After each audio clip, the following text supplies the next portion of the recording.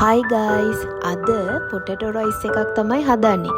ඉතින් මේ rice එකට වෙන මුකුත්ම කරීස් ඕනේ වෙන්නේ නැහැ. මේ තියෙන විදිහට හැදුවාම මාරම රසයි. හදලා බලන්නකෝ. අල ටික තෙලට දාලා පියනෙන් වහලා ටික වෙලාවක් තියන්න. එතකොට crispy ගතිය වෙනකම් බැදගන්න.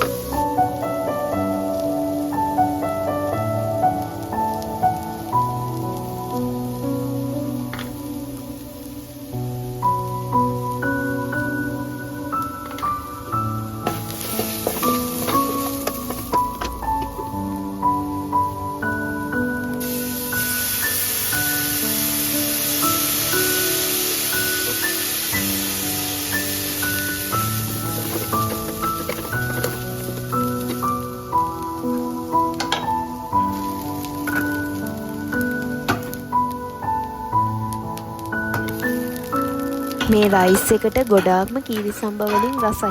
අනිත් සම්බහාල් වලිනුත් හදා ගන්න පුළුවන්. ඉස්සලාම බත් එක උයාගද්දී කරාබුණෙට්ටක්, එනසාල ඇටයක්, කුරුඳු කෑල්ලක්, රම්පේ කෑල්ලක්, ලුණු ටිකක් දාලා බත බෙරි නොවෙන්න උයා ගන්න. ඊට පස්සේ මෙතෙන්ට මේ බත් එක මික්ස් කරලා ගන්න.